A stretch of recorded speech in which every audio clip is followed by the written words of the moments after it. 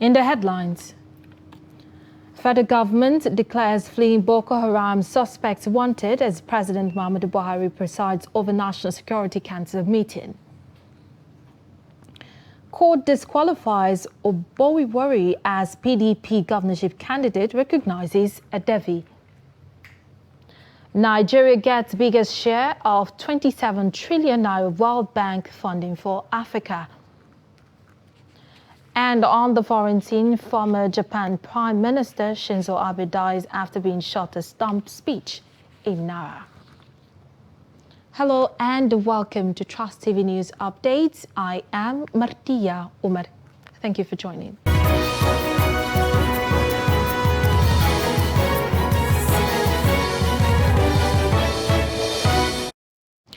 And the federal government has declared all Boko Haram suspects who fled the medium security custodial center in Kuje, Abuja, wanted. In a statement on Friday, the Nigerian Correctional Service revealed the names and photos of 69 inmates who escaped from the correctional facility following an attack by terrorists 3 days ago. While declaring them wanted, the Nigerian Correctional Service confirmed that they all escaped from the correctional facility, which was attacked by terrorists on Tuesday night. Contrary to the widespread belief that members of the terrorist group are northerners, among those declared wanted was Bassey Kingsley from Oron, a coastal city and local government area in Akwa Ibom State.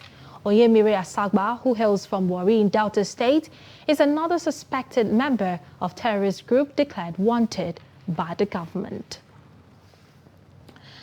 And President Buhari has summoned an emergency meeting of the National Security Council of State House, Abuja.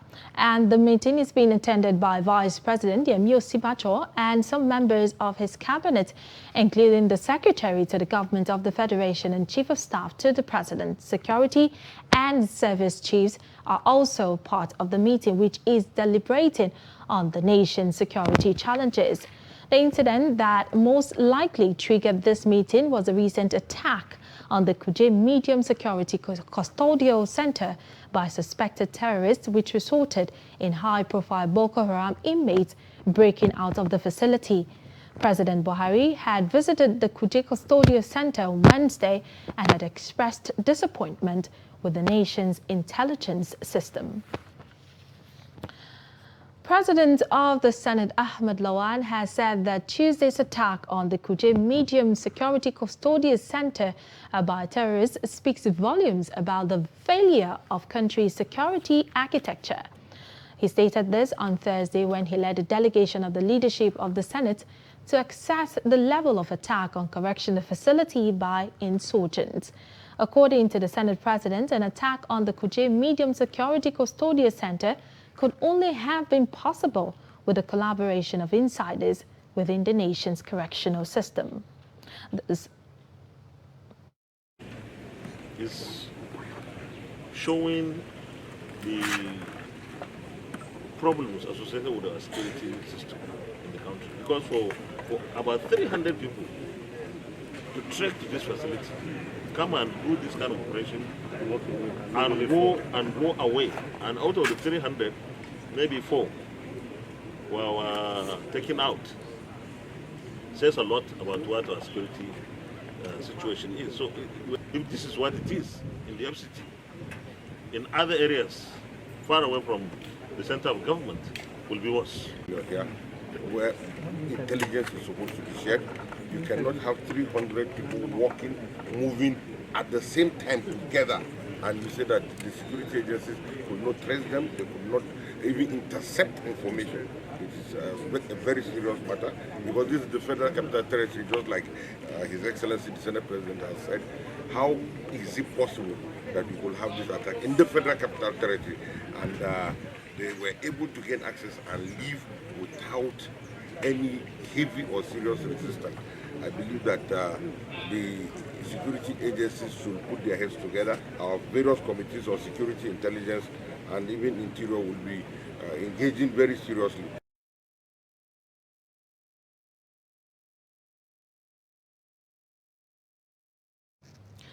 Meanwhile, the Commissioner of Police and for State Command, Ayuba Elkanah, has assured of a robust partnership with the State Control of Correctional Service to rejig the security architecture of all correctional facilities and other vulnerable infrastructure in the state. The Commissioner gave the assurance while meeting with the Controller of Nigerian Correctional Service and for State Command to review the existing security of the centers domiciled in the state. The Commissioner assured adequate protection of all prisons and all vulnerable infrastructure in the state and to prevent attack on such facility by criminal elements. The Commissioner of Police, along with the Controller Correctional Service, visited Medium Security Custodial Center in Gusau in a bid to assess the security architecture of the center. The Commissioner of Police, while reassuring the Controller of the Command's commitment to partner with other security agencies in this regard, calls on the public to support the police with credible information on criminal or suspected activities in the state.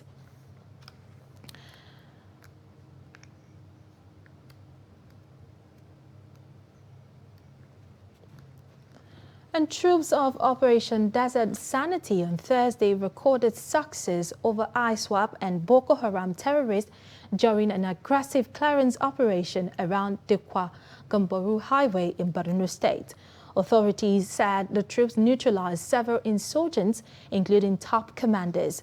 Though the army did not give very specific details regarding the number of insurgents killed, a brief statement on Friday revealed that clearance operation was highly successful and several weapons and ammunition were recovered. Similarly, troops of Operation Haden-Kai last Sunday neutralized some terrorists in Borno State. A military spokesperson, Major General Bernard Onyeko, said the troops of 24 TF Brigade Operation Haden-Kai made contact with some Boko Haram terrorists at Gamage village in Borno, adding that after the encounter, 5 terrorists were neutralized. A Federal High Court Justice Taiwo in Abuja has disqualified Sharif Oboriwari, the candidate of the Delta State People's Democratic Party (PDP) for the 2023 general governorship election. And the judgment was passed by Justice Taiwo, and he agreed with the plaintiff that Oboriwari ought to be on the 2023 governorship election, but the PDP was on an account of submitting alleged false and forged documents to the Independent National Electoral Commission. Therefore, he was disqualified. The judge subsequently directed INEC and the PDP to recognize the plaintiff as candidate of the PDP in the 2023 governorship election in Delta State. Oboriwari, who is the Speaker of the Delta State House of Assembly, had emerged candidate of the PDP in the May 25th primary election for the selection of its governorship flag bearer. However, Olorogun David Edevi, a former Commissioner of Finance under former Governor James Ibori, who came second in the primary, had contended Oboriwari's participation in the primary on the grounds of alleged discrepancies in his academic qualification as well as his age. He urged the court to bar PDP from submitting Oboriwari's name as flag bearer of the party. The government at all levels in Nigeria have been urged to adopt state and community policing as a panacea to insecurity in the country. At a public lecture organized by Osun State's Muslim community, stakeholders said the communities could be involved by owning security architecture in their domains. The report. The saying that security is everybody's business justifies the need to involve all stakeholders in the quest to protect lives and property. Over the years, there have been clamor for state policing to stem the tide of insecurity in Nigeria.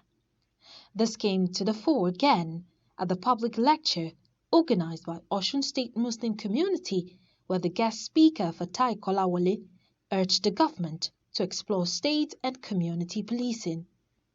Kolawole said community and religious leaders know reliable individuals in their various communities who can serve in the state and community policing arrangement.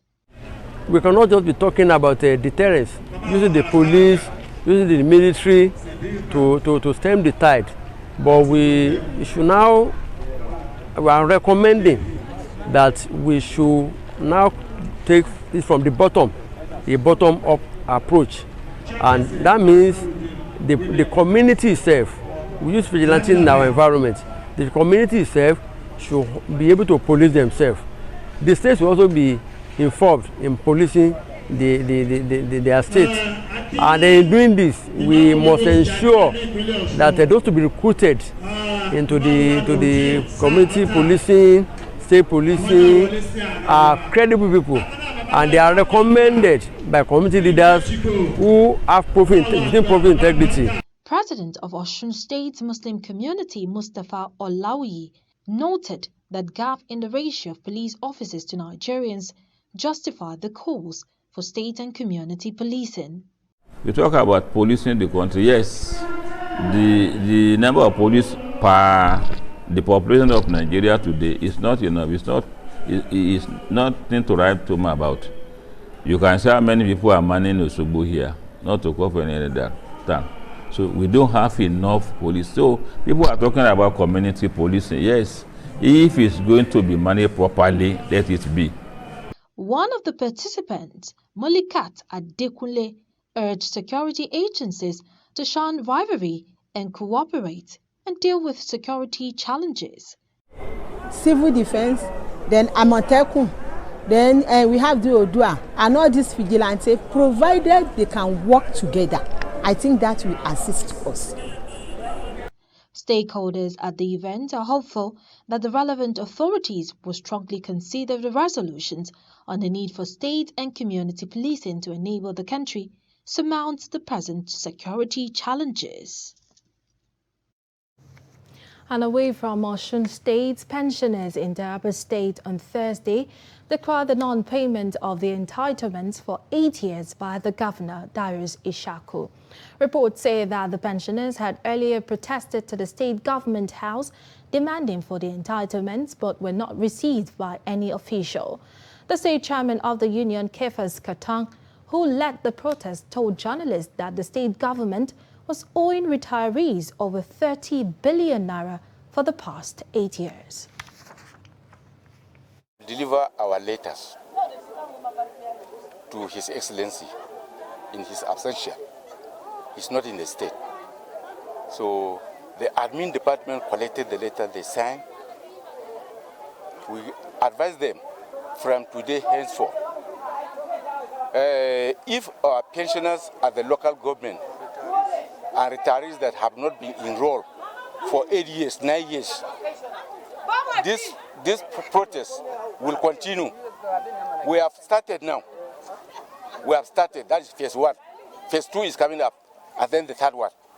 We will not stop until our demand is met. The quantum of the letter, that is the payment of our pensioners and gratuity, and non-payment of our allowances, payrolling. We want the government to enroll those pensioners from the local government who spend about 10 years without enrolling. We want the government to enroll them. You're watching Trust TV News Updates. Coming up shortly, we'll take a look at Maiduguri residents decrying a hike in price of bread. The story and many other stories after the break. Do stay with us.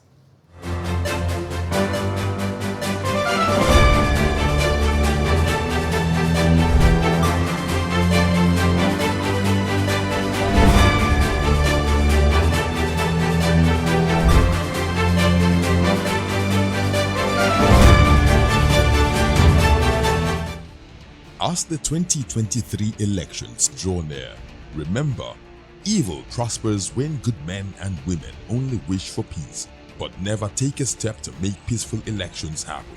Are you a father? Are you a mother? What are you saying to your children as elections approach?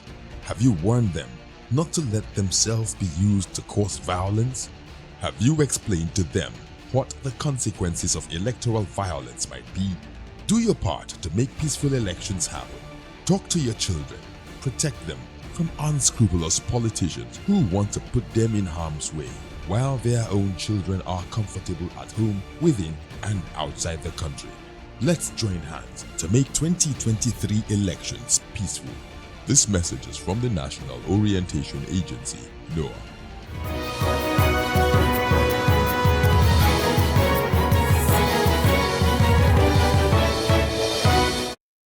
You're welcome back. You're still watching Trust TV News Update. Before the rest of the news, let's take a look at our headlines again. We told you the federal government declares fleeing Boko Haram suspects wanted as President Buhari presides over National Security Council meeting.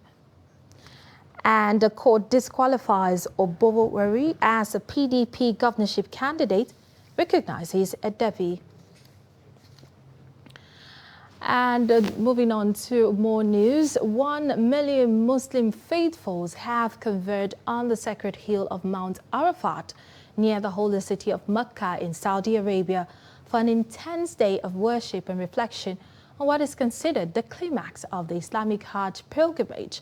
Muslims around the world who are not participating in the pilgrimage are expected to fast on the day of Arafah, which carries a significant reward. Earlier in Trust TV's Daybreak morning show, Imam Ismail Chindo spoke on the significance of the special day, which is the first climb since COVID-19 pandemic. Arafat Day is the 9th day of Dhul Hijjah, that is the 12th month of the Muslim Islamic calendar. The Arafat Day, as explained by various Islamic scholars in their literature, is of vast significance. One of its significance is the day when the religion was fulfilled. Allah Ta'ala says, Al-Yawma akmaltu lakum dinakum, up to the end of the verse, that on that day Allah has fulfilled, has perfected the religion of Islam. That is one. Then secondly, it is the day when Allah Ta'ala answers prayers. The Prophet of Islam says, Abdullah du'a'i du'a'u yawmi Arafah. The best dua, that's the best prayer, the best supplication is that of the day of Arafah. In other words, the supplications, whatever a person prays Allah to give him or her, Allah Ta'ala will offer that particular, will answer that prayer, will offer him or her that particular thing that he asks. Is it also the day that Muslims are being forgiven? Now, this forgiveness is particularly for those that gather at the valley of Arafat for the pilgrimage. And the scholars have explained, as explained in the book known as Nur al-Fajr, written by Muhammad Bello, that all Muslims are being forgiven, particularly those who abide by the ethics of Islam on that particular day, meaning to say that Muslims are expected to fear Allah on that particular day, to be truthful, to refrain from lies, to refrain from rancor, to refrain, to abolish pride and other blameworthy qualities. So Muslims are expected to be humble to Allah on that day. Now, Maiduguri residents have decried the hike in the prices of bread and other commodities in the market. The high cost of flour and the general impact of inflation on goods and services is threatening bakeries in Maiduguri as they face a likely shutdown. The report. Bread is one of the most consumed commodities in Maiduguri. This explains its wide patronage around the city. But the recent increase in the price of a loaf of bread is scaring residents and leaving a few hawkers in the street selling the commodity. The high price of flour has led to a reduction in production as well as demand in some factories. Abdullahi Saleh, a baker, says he had no choice but to increase the price per loaf to keep his business running. He's considering shutting down the facility to venture into another enterprise, but he's still making consultations.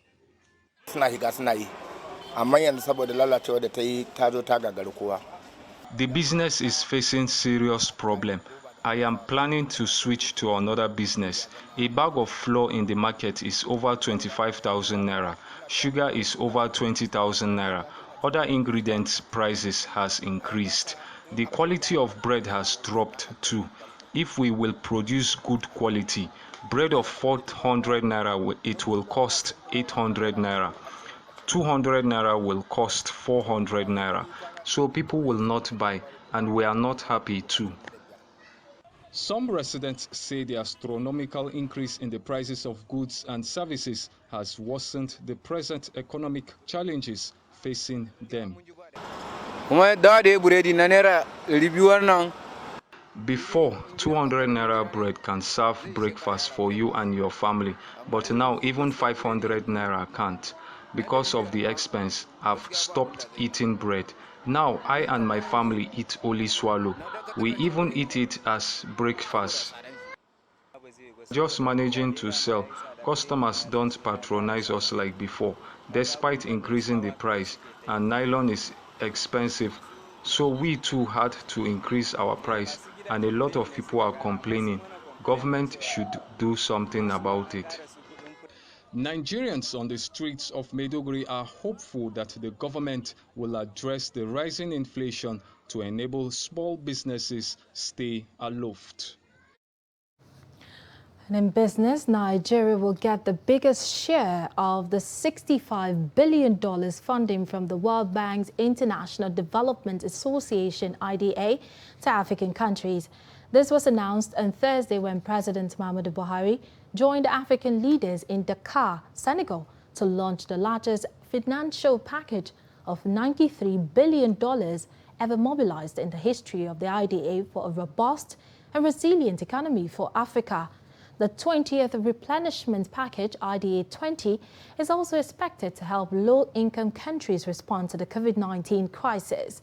The senior special assistant to the President of Media and Publicity, Garba Shehu, in a statement titled, "At Dakar Summit, Nigeria gets a big slice of IDA financial package," said 70% of the entire package, which amounted to $93 billion will be channeled to various African states, with the largest share being allocated to Nigeria. President Buhari said the package would prioritize some key areas such as agriculture and food security, human capital, climate change, bridging the gender gap, jobs creation, digital and technological innovation, among others. And on the foreign scene, a former Japanese Prime Minister Shinzo Abe is dead after being shot on Friday while delivering a stump speech in the western city of Nara 2 days ahead of the national election, a ruling party source said. A former Japan's longest-serving leader was attacked by a 41-year-old man from behind at around 11:30 a.m. when he was speaking in front of Railway's Yamato Saidaiji station, police said, adding that he collapsed to the ground after 2 shots were heard. He was rushed to the hospital with blood seen on his shirt. And Tetsuya Yamagami, a resident of Nara, was arrested at the scene on suspicion of attempted murder, the police has said. But the suspect was formerly a member of the Maritime Self-Defense Force, according to government sources.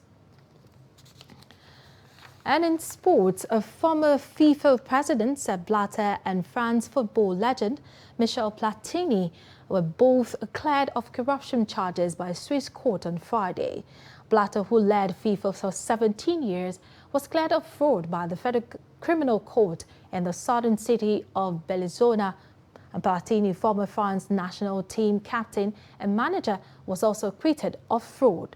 Those charges were placed against their name in November following an investigation launched by prosecutors in 2015 into a payment of 2 million Swiss francs arranged by Blatter to be paid to Platini by FIFA in February 2011. The case saw Blatter forced to his 17-year reign as FIFA president in 2015 and dashed hopes of former France midfielder Platini of succeeding him. Platini was forced to quit UEFA in 2016. And with that, we've come to the end of the news update at this hour. For more, you can follow us across all our social media platforms. I am Martia Umar. Thank you for joining and stay tuned.